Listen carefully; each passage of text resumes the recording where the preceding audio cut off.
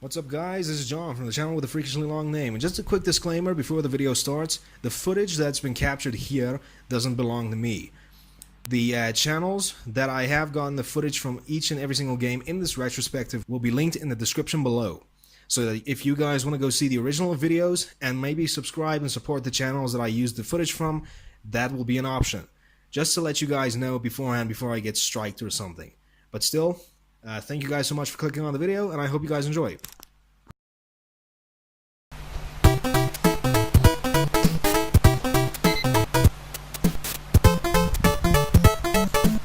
I have to make a video, you know? Action! Okay, thank you.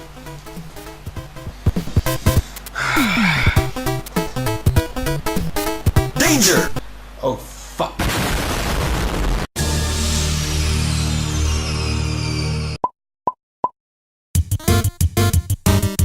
Light gun games. I'm pretty sure a lot of you guys are quite aware with the genre. I'm pretty sure a lot of you people have fond memories of the NES days, playing Duck Hunt with the plastic gun or the Nintendo Zapper or whatever the f***.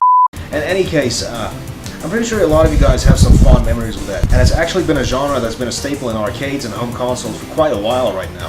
I'm pretty sure, like I said, you guys have got some fond memories sitting down blasting ducks in Duck Hunt, and in even more modern ages, have decided to blast the hell out of some bad guys in Virtua Cop.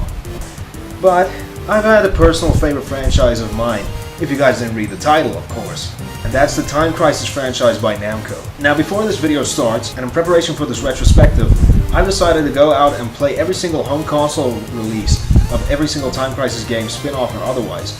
I am aware there are mobile phone versions of a few of the games, but for two reasons. Firstly, I'm not even aware if there is any method of downloading those games legally anymore, and secondly, I'm an Android user, and most of those games are released on iOS devices, so I wouldn't even be able to play them now even if I had the means.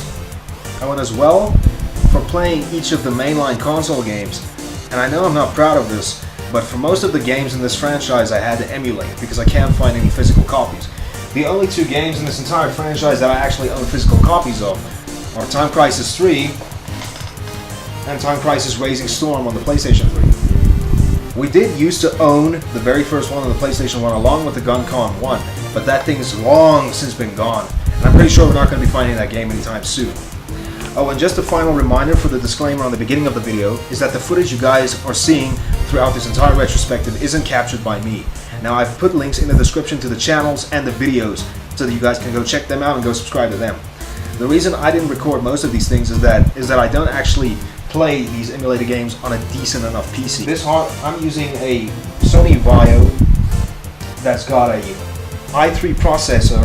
I'm pretty sure a DDR3 4GB RAM, and I'm pretty sure it's a 660 GTX. So personally, I can't really run games all that well, and thus it would wreak havoc on the PC if I decided to even go further as to try and record footage for that. The only two games in the whole franchise that I would actually possibly be able to record by myself is the first Time Crisis and Project Titan. But those are just two games out of a lot of games I need to be covering now. And I also don't feel the need to stick a camera in front of my TV to give you guys some half-ass quality. The original videos are in the description below, as well as the original channels that uploaded them. In any case, guys, I really hope you guys enjoy this retrospective. This is going to be a multi-part series. I am planning on taking a look at every single Time Crisis game that had an arcade or console release. So I hope you guys sit back and relax and enjoy this little trip down memory lane. Enjoy! So I already have two massive gaming juggernauts with light gun games under their name, Nintendo and Sega. So what does the company responsible for Pac-Man fame do? Well, they also decided to throw their hat in the ring, and in 1995 they released Time Crisis onto the arcades. What separates this game mainly for the competitors is beautiful 3D graphics from around the time, and a more precise and accurate representation of what a light gun game should actually be capable of doing. Just as a warning for you guys, most of the stories in this game series is completely, utterly horrible. But it's in such a manner that it almost feels self-aware, even though I'm not sure they were trying to be. The main standout point with the arcade mode and with the gameplay in general that differs it from most of the competitors is the fact that there was an inclusion of a foot pedal. Now, one of the things that stands out for Time Crisis is that you do have limited ammo for your weapon, and to reload you had to press the foot pedal down.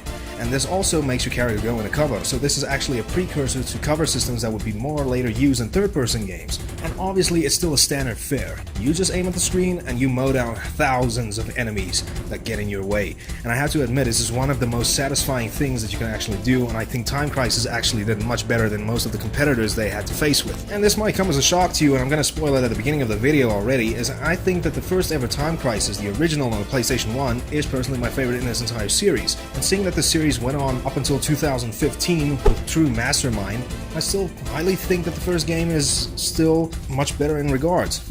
I guess it's more nostalgia that's talking, but yeah, I'm gonna try and be critical as well and not make this a biased video. One thing that I'm gonna get out of the ways now is that Time Crisis isn't a series that you need to spend your time on focusing with the story.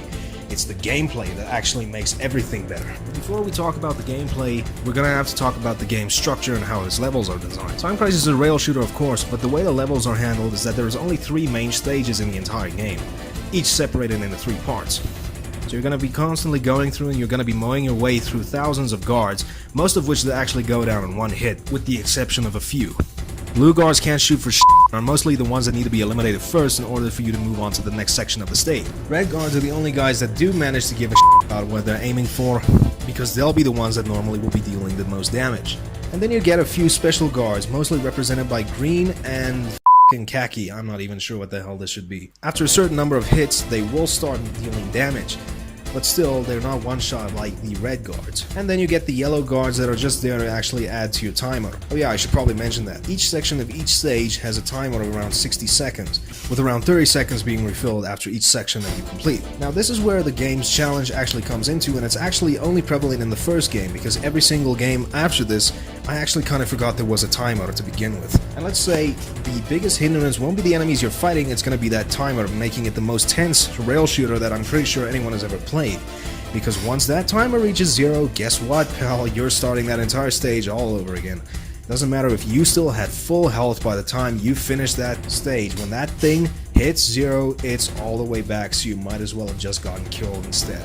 And obviously, seeing that this is an arcade game, you obviously don't have infinite lives, so you need to fight sparingly. And I'm not gonna lie, Time Crisis 1's a bit hard. The thing I should have mentioned at the beginning of the video is that I did not use the gun con on any of these games.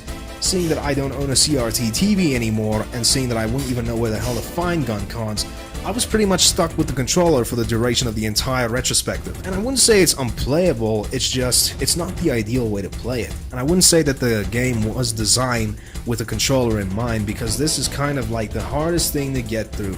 And again, judging with emulation settings on the 360 controller that I used, I'm not going to use the D-pad because that feels so unnatural, and then I decided to move over to the analog stick. And let me tell you guys one thing, you should never play analog with digital inputs. It's the most sensitive thing, and I was surprised I got through the game as easily as I did. But maybe because I actually had a lot of determination just to actually get through each and every stage. But still, if you guys have the option, just use a gun con. And make sure you guys have a 60-year-old CRT television just lying in your basement somewhere that still works. But I'll have to at least say, in the later games, they at least did actually compensate for a controller user than in the first game. And yeah, that's the gameplay. And let me tell you, the only thing that does change up until this point in the rest of the series are added innovations to the gameplay, but mainly, it still stays the same.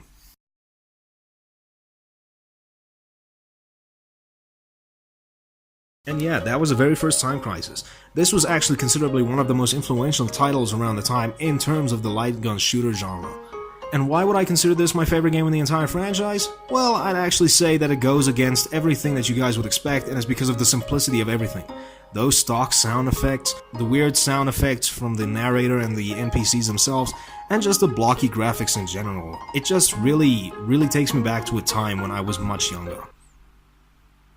Yeah, I wasn't conceived when this game came out. This is a game that I have a lot of fond memories with when we still had it on PlayStation 1. But yeah, let me bring up a few issues that I have. If you're planning on playing with the controller, damn it, just be sure that you have the patience and the endurance to get through this, because again, this game was not designed with a control scheme in mind originally, because it was ported from the arcade, and I'm pretty sure Namco did hope that you guys utilize the Gun Con 1. But still, like I've mentioned, it is something you can get used to, and you still can have fun even without the main peripheral. And so yeah, Time Crisis 1 is without a doubt a PS1 classic and shouldn't be missed by any people, and yet this is the precursor to a much larger franchise in which they would have innovated so much from the groundwork they've laid here. And without further ado, I have to award this game the golden microphone. This is absolutely a PS1 classic that shouldn't be missed by any player that enjoys both the PS1 and its library. The biggest way how I can recommend, just track down a CRT TV and with a gun con. Once again, you won't be left completely in the dust if you play it with a controller, but it's not the recommended method of playing, and so yeah, this game should definitely not be missed by anybody. Even though it's pretty much over 30 years old at this point, but still, don't let the age fool you, this game is good. Just play it, please. So yeah, I'm not coming on camera for this because I'm actually not dressed. I'm too lazy to get dressed again, so I'm just gonna have a nice auditory outro for you guys. I do really think that everyone should go out and find a copy of this game. It's kind of hard to find nowadays, especially here where I live. I mean, like, it's not common to find PlayStation 1 games all that much now, and even an official working gun con. But still, I'm pretty sure you can get it off of the PlayStation 3 on the PlayStation Network on a PS1 Classics. Or if you guys don't mind resorting to emulation, that's also a very viable option. I want to first give out a good shout out to the channels that I've used the footage from. I mean, like, without this, there wouldn't at least be any visuals with the video and the rest of this retrospective. So once again, the links to the channel and the original videos are going to be in the description, so you guys can go drop a like, subscribe, and show some support to these channels. They deserve it. In any case, guys, this has been episode 3 of Let's Talk About It. And again, yeah, this is going to be an entire series just going through and reviewing each and every single one of the Time Crisis games that had console and arcade releases. So yeah, for the mobile phone players, I'm very sorry. You guys are going to be left in the dust, but maybe I will in the future look at the mobile phone games. But as for now, let's just focus on the mainline series. Okay, guys, I'm John with the channel with the freakishly long name. Thanks so much for watching the video, and I'll see you guys in the next video.